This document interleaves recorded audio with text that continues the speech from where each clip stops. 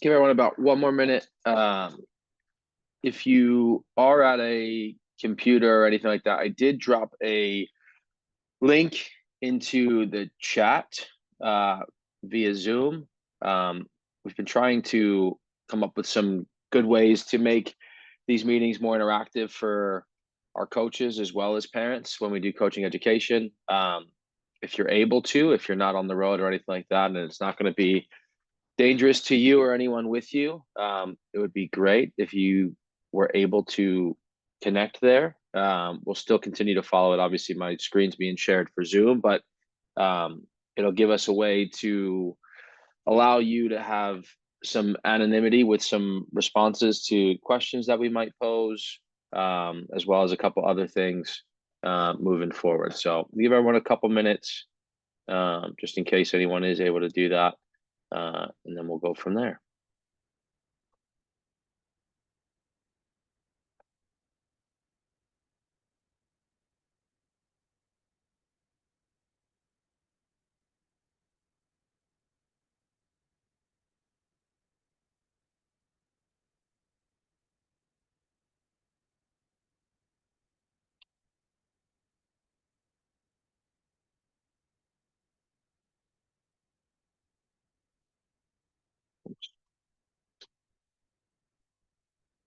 Apologies, guys. It looks like we might be having a little bit of a technical difficulty. I'm getting a message from one of our staff that they're having trouble getting in. Just trying to make sure that no one else is. Okay. All right, Zach, you are here. Sweet deal. I'll give everyone like 30 more seconds. Whoops, apologies. Maybe I won't. Let me try this again. All right, so I'm going to go ahead and move forward. Hopefully everyone can see my screen. If you have any questions throughout, please don't hesitate to drop them in the chat, raise your hand, anything like that. I recognize that many of you guys are probably on the road or on fields or anything of the sort. So just greatly appreciate you guys taking the time to, again, hopefully get some value from some of the data and resources that we collect and we utilize and try to make relevant to you guys as parents and in your journey as a hopefully supportive soccer parent for a long time to come. So we hopefully those of you that have been receiving our weekly newsletter, that's something new that we've been trying to send out and utilize. In the past, we've included some articles from what's called the Soccer Parent Resource Center, which is really simply exactly what it is. It's a website called soccerparenting.com. There are webinars, articles, surveys, pretty much anything you can imagine, from experts in all sorts of fields, from psychology to child development, from the soccer coaching landscape as well, from simply just experienced parents, college coaches, from a recruiting standpoint, pretty much anything you probably have ever thought about or had a question about. There's probably some sort of resource there, and it's really extremely easy to navigate once you get there.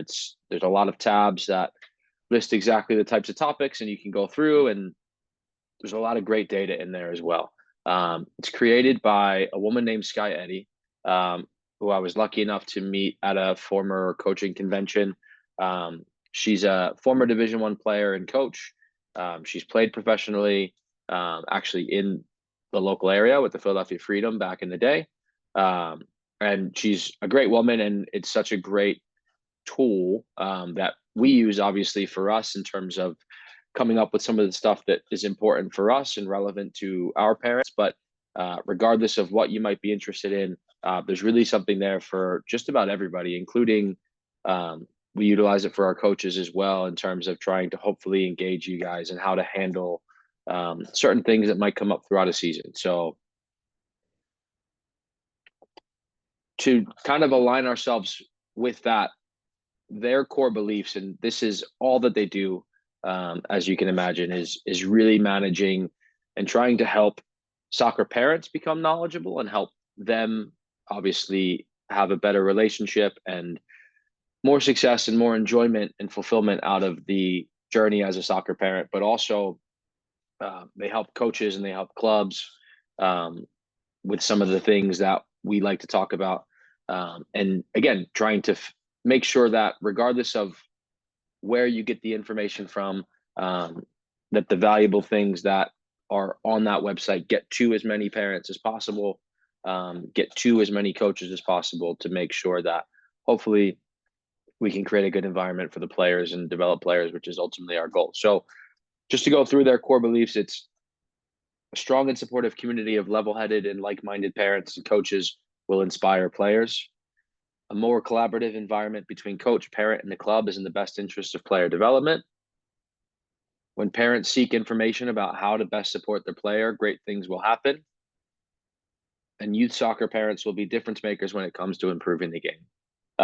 So all of which sound great on paper and are really well written, but that we align ourselves with as a club as well, which is the reason for doing these types of meetings and recording these and getting them out to anyone that can attend at the time, is that we want to have a collaborative approach, recognizing that while we might have more experience on one side of the field, we don't have all of the time that you're going to spend with your child, and we don't have to navigate some of the challenges that you have to navigate.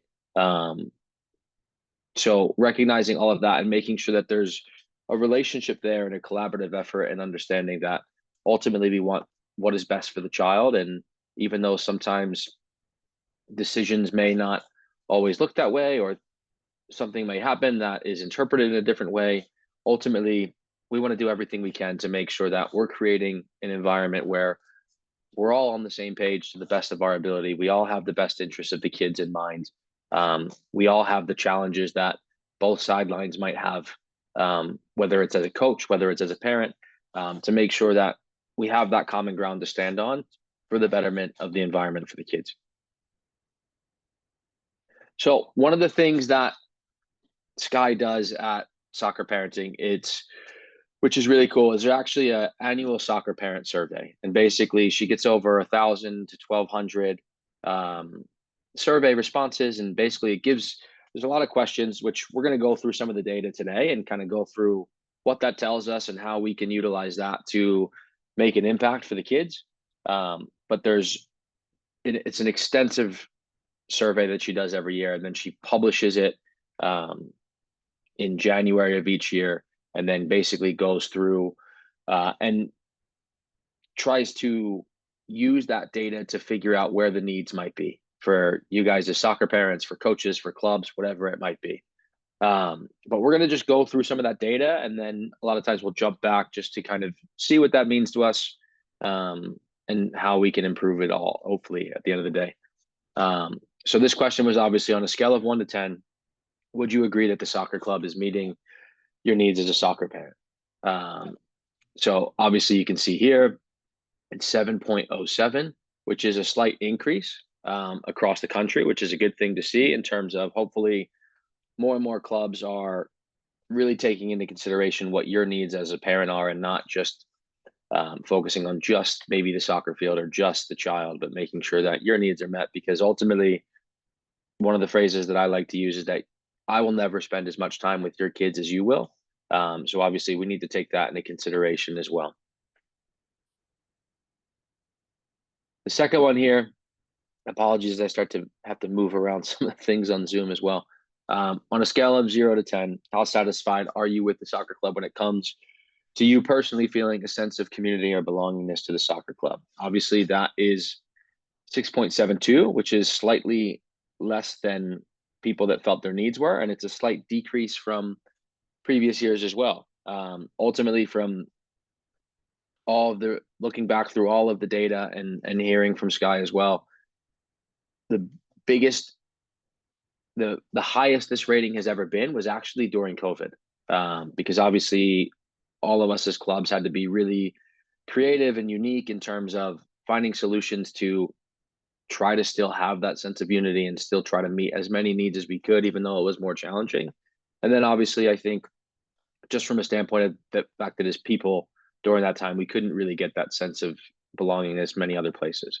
But ultimately, these two responses are the biggest reasons that we're here today, and we're going to obviously do a lot of events throughout the season that involve the kids as well. But ultimately, we want to make sure that we're playing our part in making sure that these two responses, at least for the parents that we can affect, that the responses would be higher if we were to ask those questions. So ultimately, and again, I'm happy if anyone wants to put it in the chat, or obviously we're using the pair deck for those that are there. And you don't need to answer if you don't want to, but maybe just to give it some thought, is when your child is 22 to 25 and just getting out of college, whether they played or didn't play in college, ultimately, as you sit here today, what would be the hope that they've gotten out of their playing experience? What would you want your child to get out of their experience? So just something to think about. If you want to type something in, feel free. Again, it'll pop up if it's through um, Pear Deck. It'll pop up anonymously, and I'll start to look at some of these responses.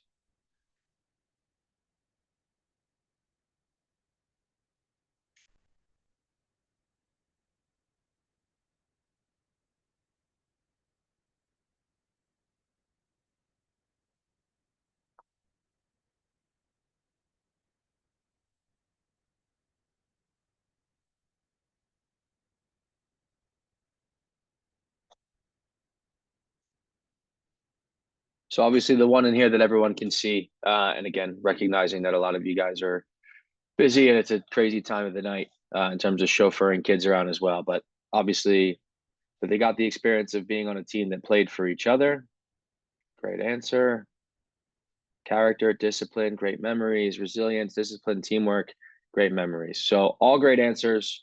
I would assume in a lot of ways that um, a lot of our responses or thoughts about that question would be similar. And notice that no one had mentioned winning, no one had mentioned playing in college, no one had mentioned anything like that. Not that any of those things are wrong either, but that's where our mind took us to right away.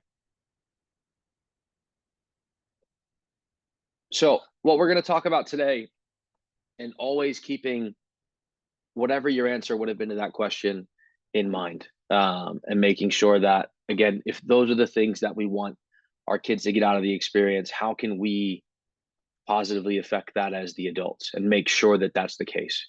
And obviously, sideline behavior is one of the ways that, if we do it right, that hopefully we can have a positive impact, or at the very least, not have a negative impact. So we'll talk through some of those data points and ways that we can help as well. So one more question I'll ask, and just in your opinions that you can type in the chat or you can type in here, is what type of impact can poor sideline behavior have, do you think? So again, whether you want to type it, not type it, totally up to you. But just something to stew on for a minute and think about in terms of what could poor sideline behavior have. And obviously today we're talking about it from the parent sideline, but it can be from the coach's sideline as well.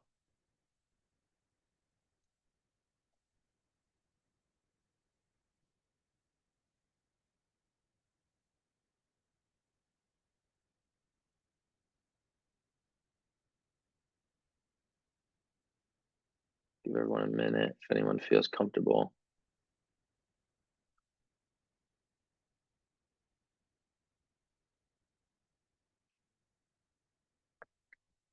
I love that response, Tia.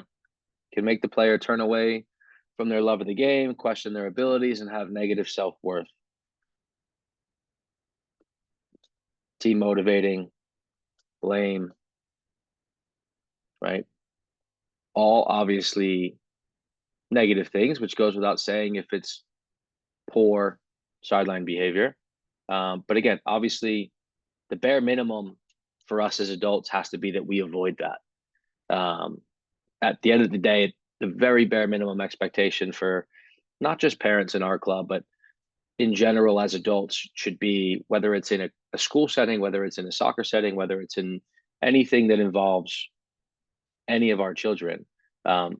As adults, we can't be part of the problem. That ultimately is what a lot of times we're talking about, and trying to make sure that at the very bare minimum, if it's regardless of the situation, obviously we can positively impact our kids in a lot of different ways, but at the very bare minimum, we can't be part of the problem. We can't be a factor in driving them out of the game, or driving them out of their focus in school, or driving them out of their passion that's something else. So whatever that case is, ultimately, obviously, we as adults can't be part of the problem.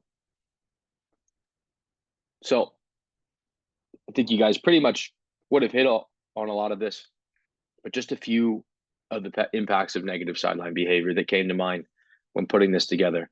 Obviously, all that you guys mentioned, and I think a lot of this kind of goes into what it would really look like.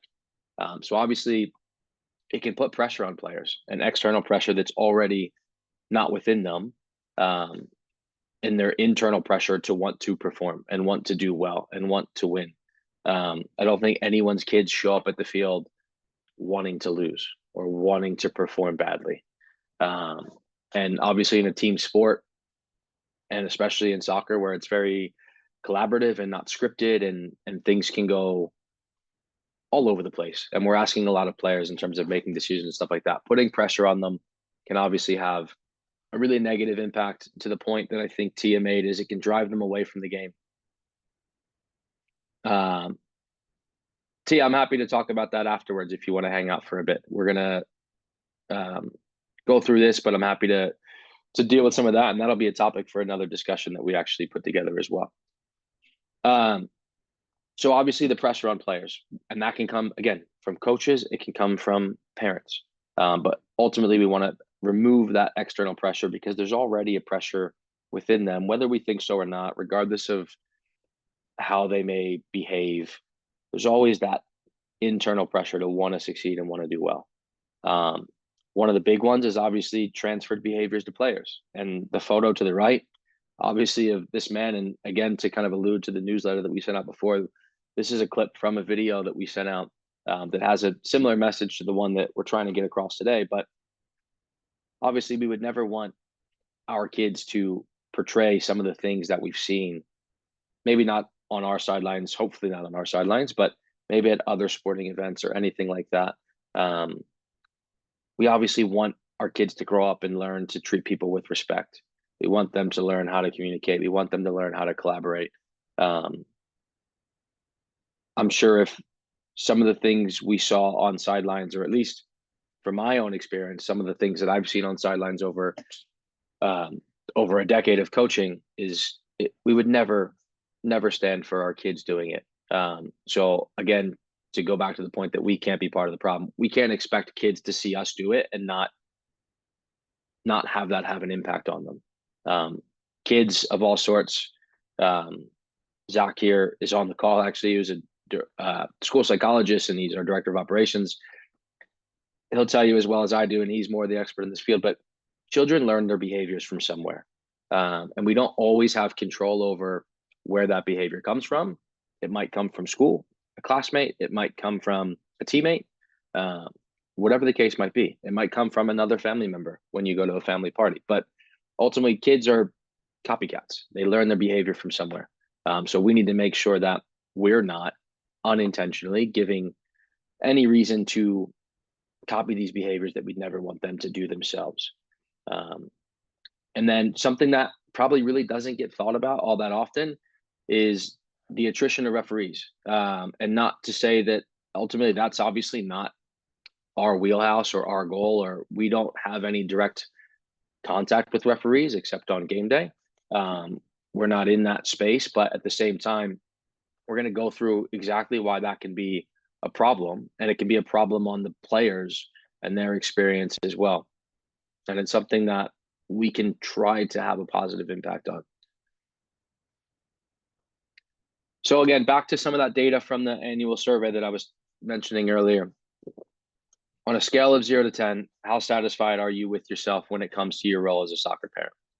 So 7.97, which is the highest score we've seen, is how people that filled out the survey feel like they do as a soccer parent.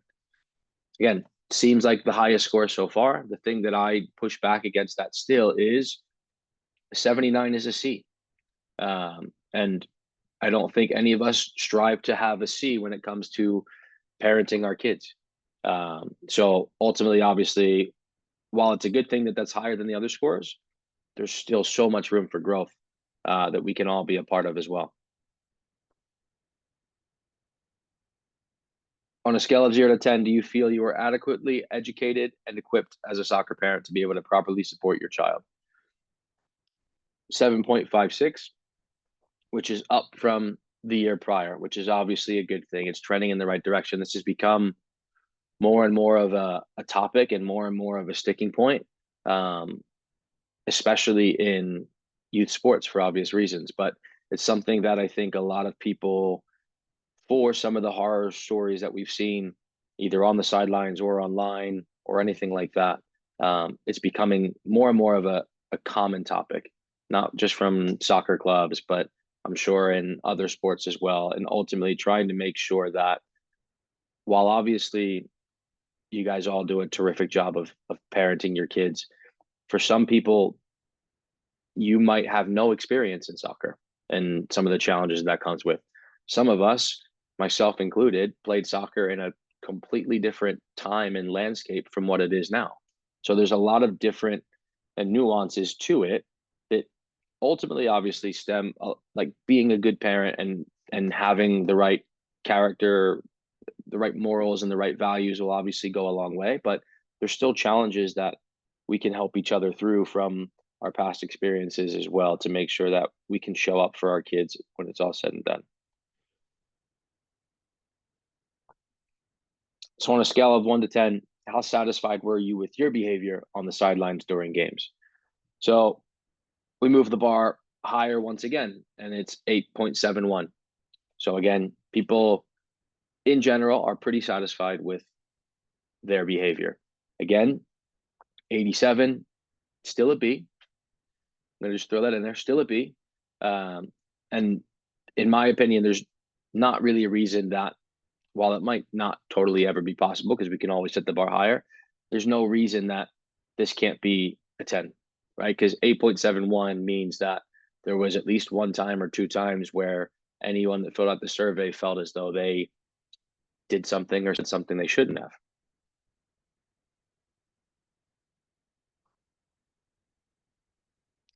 Next point, 8.74 is how people rated their spouse's behavior. So they actually rated their spouse higher than them, which I guess is a good thing. But again, you can see here that actually is a slight decrease from the previous year. Nothing major, but again, not trending in the right direction. Still something for us to just simply be aware of. Because again, obviously a lot of people on here, and I would extend this out to not just spouses, but grandparents, right? Grandparents want to show up to the games, and obviously that's amazing. We want as many people to show up for our kids as possible. But again, making sure that this conversation doesn't just stop with us, and not saying that everyone that's going to come out to your kid's game needs a full-on lecture, but making sure that that we put some guardrails up for them and making sure that they know what's acceptable, what's not acceptable, or at the very least, if they start to go inch near that line, that we're comfortable making sure that they step away from it.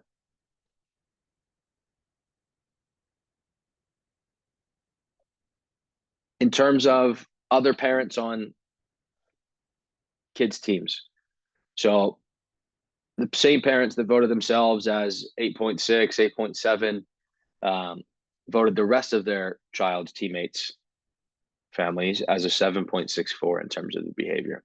So again, we're back in that C range in terms of not totally satisfied or not thrilled with how other parents on the team are behaving on the sideline.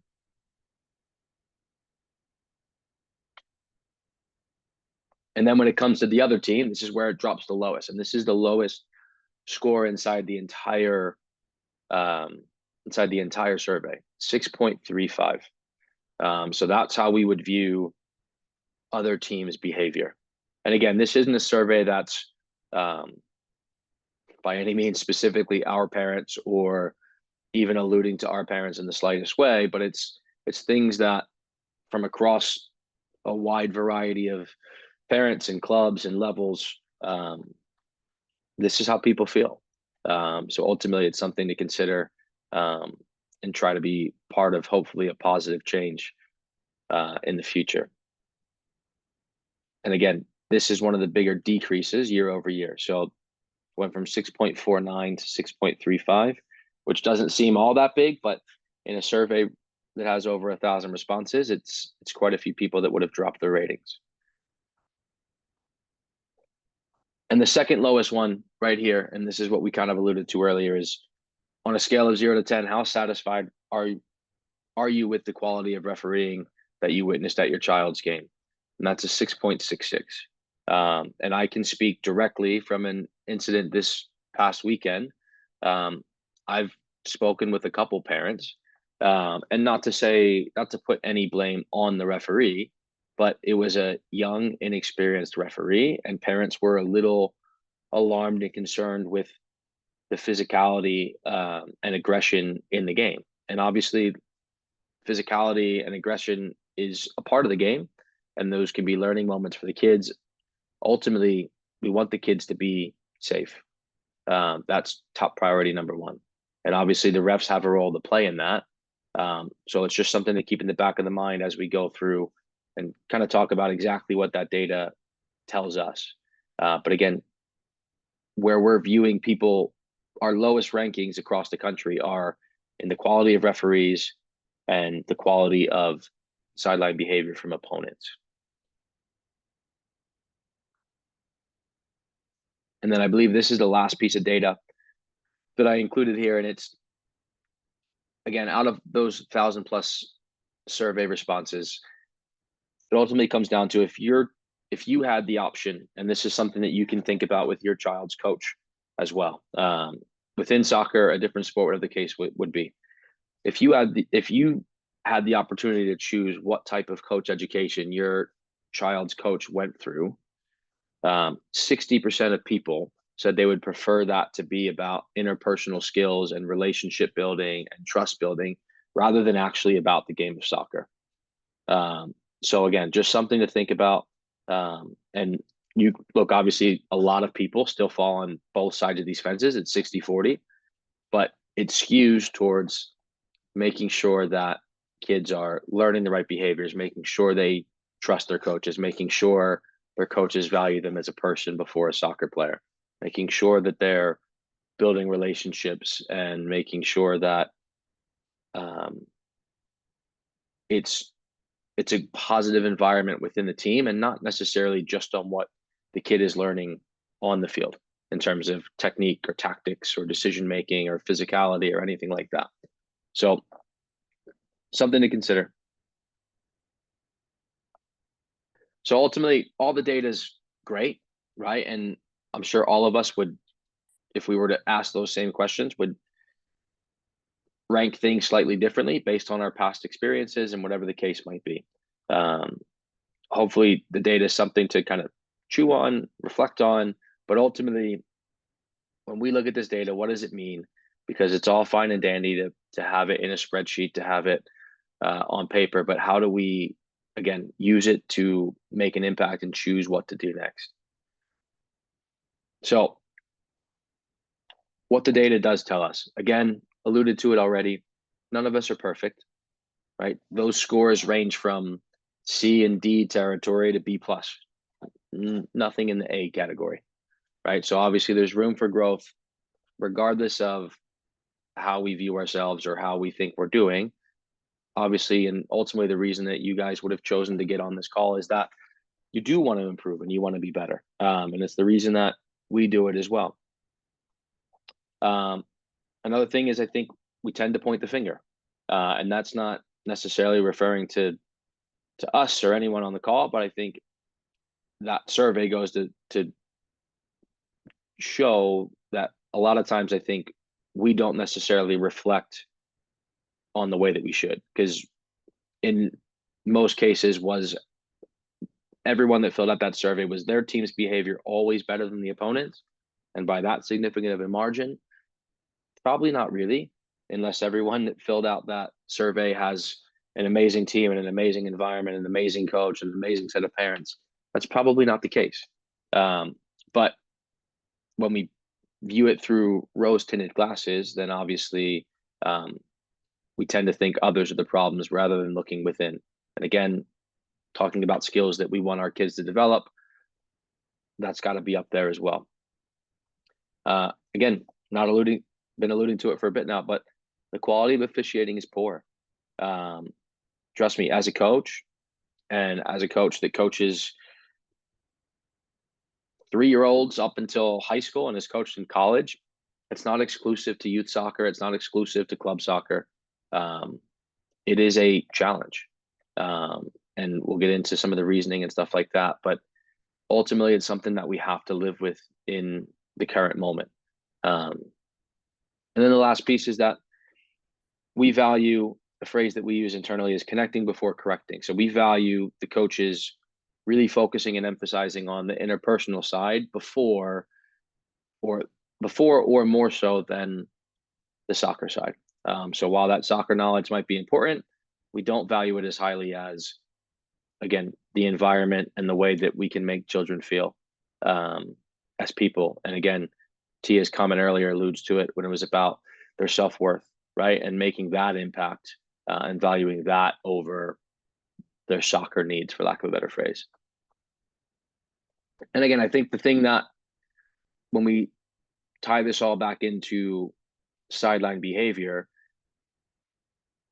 we're all saying that and thinking that right now from behind a screen or behind a phone, right? And does our behavior on game day as coaches, as parents, as spectators, whatever it might be, does that actually align with what we're saying? Because I think we would all 100% double down on the fact that right now we can think logically and what we're saying now we believe in and we mean. But if we then go and our actions say a different thing, then again, that's going to be the impact that we have on kids, which ultimately for us just isn't acceptable. So when we talk about types of sideline behaviors, there's supportive, right? Which I think we would all probably easily be able to distinguish. There's hostile, which again, super easy to distinguish. And then distracting, which is a little bit more in the gray area, which we'll talk a little bit about. So again, supportive, right? And if this is you, gold star. It's comments like, good job, great work, keep working hard, go team. All of those general statements that are just encouraging, awesome, amazing, right? It has a really supportive and it means a lot to the kids. So we're not in the business of trying to tell you to sit down in your chair and don't say anything. Obviously, you're there for your kid and you're excited and you enjoy watching them play and all of those things. But we want to focus on making sure that our behaviors, our words are supportive rather than either of the other two, right? So hostile, again, extremely easy to distinguish. Yelling or aggressive behavior towards officials, players, coaches, opponents, other spectators. I'm sure we've all seen videos in the world of social media today where there's parents punching referees and fighting parents from another team. These things exist. So again, not to say that that's the only way you can be hostile, right? Yelling or being aggressive or,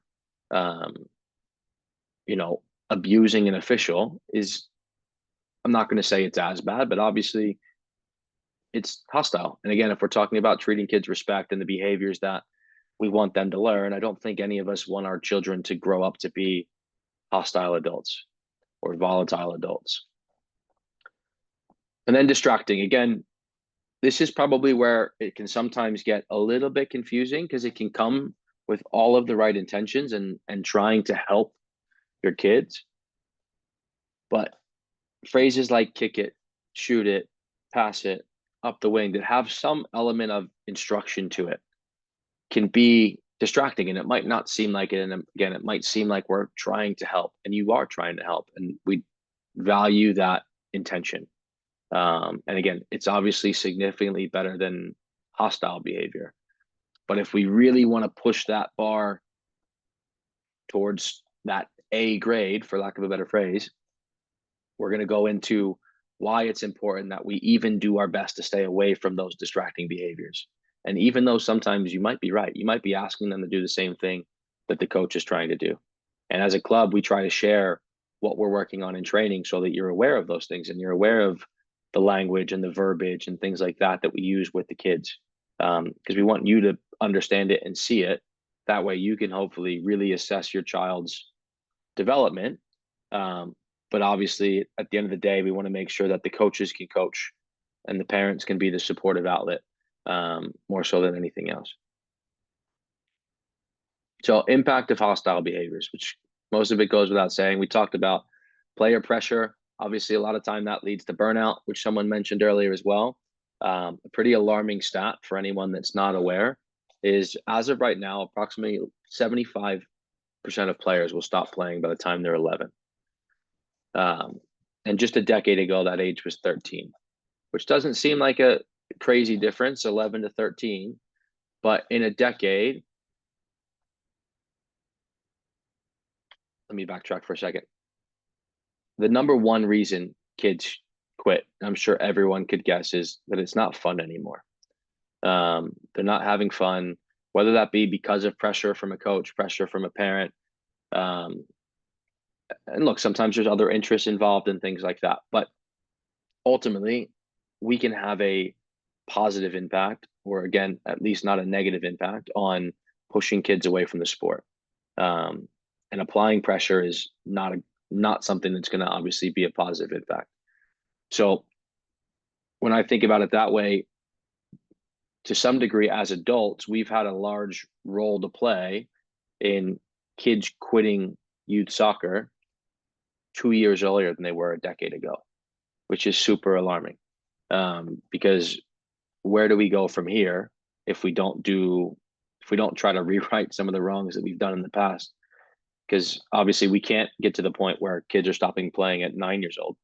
That would be an issue for the entire sport. It would obviously be an issue for taking away opportunities from kids to learn all of the valuable lessons that you guys mentioned that you want your kids to learn. And ultimately, we want them to learn as well. So if they're stopping playing earlier and earlier, there's less of a likelihood that they can pick those things up. So regardless of what level they go on to play at, we need to make sure that we're not taking opportunities away from the kids. That's the message that I want to hit home there. Referee attrition, we talked about, and the impact on the game. So another alarming stat is that of all the refs that are involved this year, only about 20% of them will still be refereeing in 2 years' time. So 100 referees sign up this year, 80 of them are going to quit within 2 years. And obviously, probably a decent portion or a large portion of that will quit in a year or less, right? We obviously know a lot of the reasons why. I don't think I need to hash any of those out, because obviously that a lot of the times is tied in with hostile behaviors. It's the abuse, not just from parents, but coaches as well. And I can promise you that we're doing our part to make sure that doesn't come from our sidelines as well. But again, while that might not seem like something that we should worry about as parents, we're frustrated as parents and as coaches with the quality of officials, as shown in the survey. If we're replacing 80% of referees every 2 years, they're never going to get enough experience to actually become better officials. It's a huge piece, right? And obviously, while we can sit here and complain about the quality of officiating, the impact of experienced and good officials, especially those that come back and work with younger kids in terms of having experience, teaching them the rules and what to expect from a U9 game, a U10 game, a U11 game, a U12 game, and knowing the differences of what they're going to see and how they can address those types of children differently is going to be impactful. Because while there's a lot of education on the coaching side in terms of child development, that's not what's taking place on the referee side. They've obviously need to know all of the rules and all of the hand signals and what to do with the flags and all of those procedural things. So that experience is what's going to give them the ability to interact with kids in a way that's more beneficial to everybody and their experience as well, and obviously their safety. And then again, other parents' dissatisfaction and impact on child. So obviously, again, we've talked about the player pressure, the burnout, and the impact that can have on your child if you're someone that's displaying hostile behaviors. But the other piece of the puzzle is if we have a team of 10 parents and 9 of them are fantastic, why should they have to put up with the one that's not meeting their end of the bargain and not meeting expectations? So as a club, obviously we're trying to serve as many people as we can in a positive way.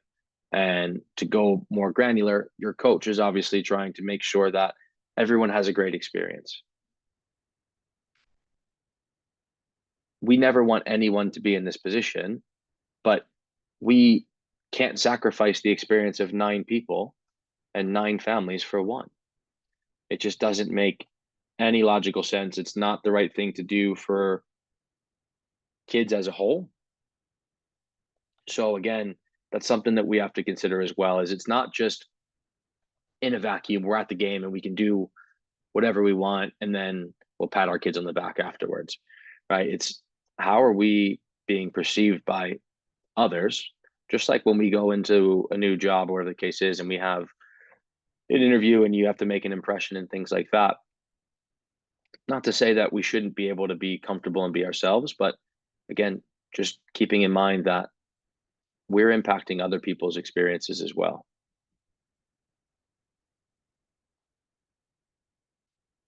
So, impact of distracting behaviors. Again, lower bar, right? And we recognize that these will probably never be completely gone. Hopefully, we can completely eradicate hostile behaviors. These are a little bit more challenging, again, because they come from a good place usually. So I'm not sure if anyone's familiar with something called the Stroop effect, but basically it's a lapsing cognition caused by conflicting information. So I'm going to show a little video that's the Stroop test, and it'll kind of go through exactly how we struggle as even adults to put together pieces of conflicting information, which hopefully we can draw the common thread between those comments like kick it, boot it, shoot it, and when we're giving some sort of direction that might conflict with what they've heard in training or what the information is they're getting from coaches as well. And obviously the impact that has on kids in the game, because it might be intended to help, but if obviously it's causing a lapse in cognition, that's not actually going to benefit anybody. So I'm just going to let this video play. Hopefully it plays.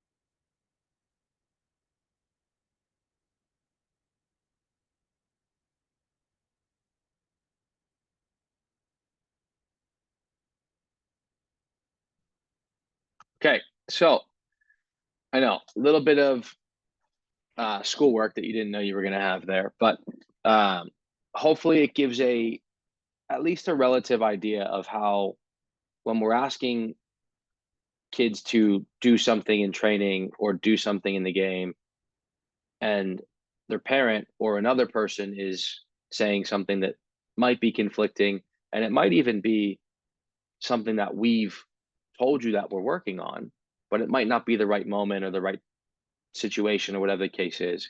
Um, it's a challenge. There's versions of that go faster and faster and faster, and hopefully we all had that little moment where we were about to say green and it was purple, and it just that half a second, especially as the players get older and the game gets faster and the players get bigger and stronger and the spaces get smaller. That half a second it really does make the difference on the field. And then obviously thinking less about the impact of the game, it's if we're then potentially slowing kids' decision making process down and maybe even forcing them into more mistakes than they would have made on their own, the impact that might have on their confidence, their self worth, all of that, that hopefully doesn't fully tie into their performance, but ultimately that's going to have some element of impact on their behavior and outlook, as Tia mentioned, in the car ride home, right? When they get home, and every kid is a little bit different in terms of how long it might affect them. Some of your kids might get an orange slice after the game and they're all fine and dandy, and other ones might beat themselves up about it on the way home. But ultimately, making sure that we're not giving information that might lead to a, a bigger negative impact than positive impact. So again, just some key takeaways: supporting all players, opponents, teammates. Again, for me, the impact, the data in that survey that shows that other people think less of their opponent's behavior, um, still something that I would and we would like to have a positive impact on as well, because we're the opponents of other people. And we can look internal and think that all is fine and dandy, but ultimately, why can't we have an environment that other people come to and say, wow, that's what they do is incredible. Why can't our club do that, or our team do that, or our parents be that way, or our coach act like that? That's the environment we want to create. It's not just to appease anybody in general. It's because it's what we think is best for keeping kids in the game, making sure that they get the opportunities that we've talked about to learn those life lessons that we all want them to get out of playing a team sport, whether it's soccer or another sport down the road. Again, avoid helping them make decisions, just allowing coaches to coach. And it's not for any other reason than at least if all of the information is coming from one person and there's not development occurring or players are still confused or anything like that, as a club, as a director, we can then help that coach. But if it's coming from both sidelines, and even helping that coach and improving that coach might not have the desired impact that we all want to see, and you guys as parents included. Again, allowing officials to gain experience. I think ultimately, again, while I've never reffed a game in my life, we don't coach referees, we don't anything along those lines.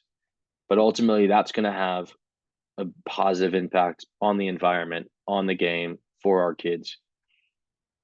Simply enjoy watching your child play, and then just recognizing that the journey is different for everybody. And what it looks like when your child is 10 and where they're at when they're 10 is not, no matter what, is probably not going to be what it looks like at 16. Hopefully they play until they're 16, but either way, there's going to be ups and downs and plateaus and peaks and all of that along the way. Which is why I just included this little screenshot here to the right, which I'm sure we've all probably seen something similar, right? For our sake, I would replace the word success with development, right? And people think that because their child is the best player on their team at 8 years old, or because they're scoring 3 goals a game at 8 years old, means that they're going to continue to score 3 goals a game for the rest of their life, regardless of how old they get, regardless of what level they play at, or anything along those lines. And in reality, it looks nothing like that. Because the player that scores the goals at 8, a lot of times is the biggest, fastest, strongest kid. And as they get older and the team becomes better and the field becomes bigger and the collective becomes a bigger part of the game, players that aren't as athletic or as powerful or as explosive can influence the game just as much, if not more, because the ball ultimately moves faster than any player in the world. So those decision making and recognizing that, again, just because your kid is at the top of his team right now doesn't mean that's really where, even if it was, even if they improved every season, doesn't mean that's always where they're going to be. And just because your child might be struggling right now doesn't mean that's where they're going to be as well, right? It could be a right now less athletic, less explosive kid, but very cerebral and works very hard on their technique and is learning to make the right decisions and stuff like that. In 2-3 years time, those kids grow exponentially. And we always talk about puberty being the biggest game changer, and it will forever be the case, because ultimately none of us know what our kids are going to look like when they're 16, if they're 9 right now. We might have an idea based on genetics and XYZ, but things change and things happen. So just things to be aware of. So I know we do have a couple questions, I'm guessing, in the chat here. Yeah. So Elizabeth asked a great question, and it's, how are your coaches trained to effectively connect with players? How are they taught to support and build confidence in their players through constructive feedback? What is the model they utilize to provide constructive feedback during practices and games? So I'm going to try to address all of that, Elizabeth. So one of the biggest things that we talk about as a staff, and it's pretty much involved in every coaching education meeting that we do, is that every player, every person for that matter, has three things that they need, 3 basic needs. And whether that's in the workplace for us as adults, or kids, again, in a soccer environment, it's autonomy, belonging, and competence. So we use that as the 3 C's, which I think is kind of what you're getting to within that. So for us, in terms of autonomy, obviously that means that players need to have the ability to make decisions and be the main actor in their own role.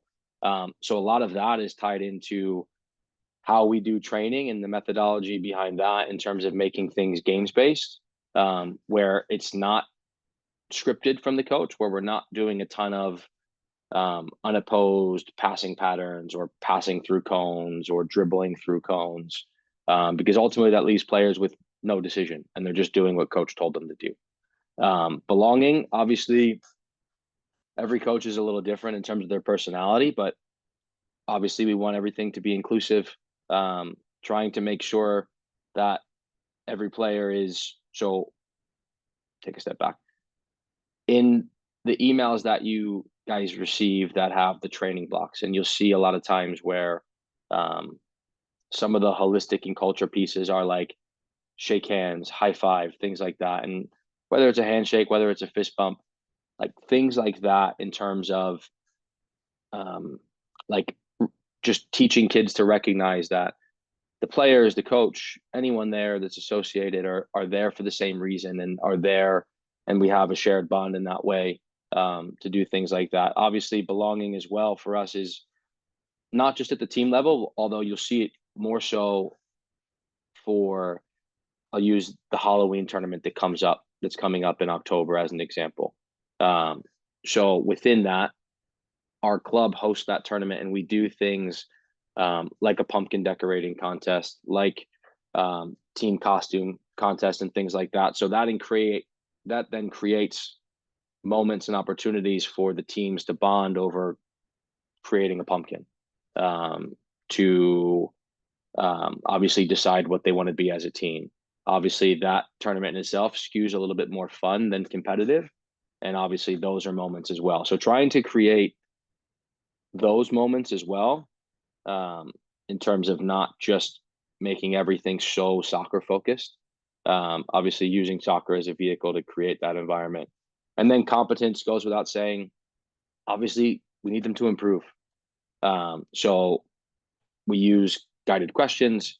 We use something we call skillful silence, which is basically just observing first and not feeling the need to jump in all the time, and fix every little mistake. Because again, at least in our opinion, that then takes away from autonomy, for the players. Um, so, and then positive reinforcement, which we've talked about as well, and trying to be specific within that. All of that has to happen organically, and each coach is probably at a different point in their ability in each one of them. Like I know for a fact that Zach is on this call. If I were to talk to any of our coaches right now, we all have strengths. We all have areas where we want to improve, and that's why we continually educate ourselves as well. But that's hopefully a lens that we look at things through. So hopefully that answers. And T, I don't think you're the only one to fail on level 4.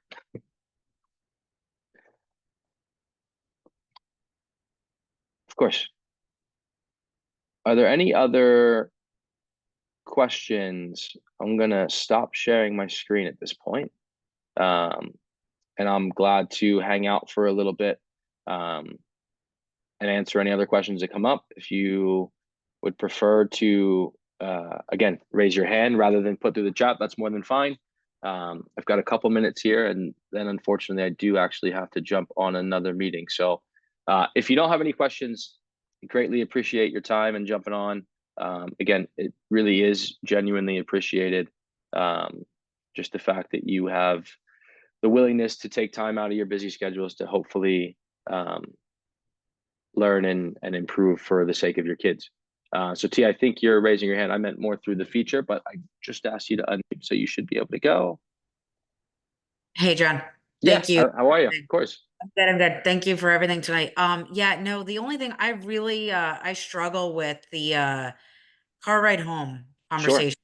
When I was younger, I never played soccer, but I played some other sports, and the car ride home was always when my dad, who often coached me, would kind of like zone in on what things went wrong during the game and what we need to improve in the week coming up for the week after and whatever. And my son's a little different human than I am, but Sure. we're always trying to figure out, just how to, if there's anything to talk about, if it should just be like great game, you and focusing on the things that they did well during the game, encouraging meetups with other players to work on XYZ if something didn't go right, or, what's your thoughts on, and Zach's thoughts on, uh, you know, the timing after the game specifically, and Yeah. also, week coming up to the next game. Yeah, no, I'm glad you brought that up, because I think it's something that we already have planned for one of these coming up. Okay, great. And it's something that we've actually spent a lot of time discussing as well. But I think the biggest thing and the easiest phrase to always just lean on is, I enjoyed watching you play. I love watching you play. Where that takes some of the pressure off. I think Mhm. obviously, look, the fact that you're even asking that question and recognizing that that's a challenge for you is means you're already probably doing a great job. But I what, wouldn't go there. but I don't know about that, but just the self-awareness to me yeah, shows that there's thought that goes into it, right? So you're not just probably getting in the car and rambling off everything you thought they no. did wrong. So my biggest advice would just be, let the child take it.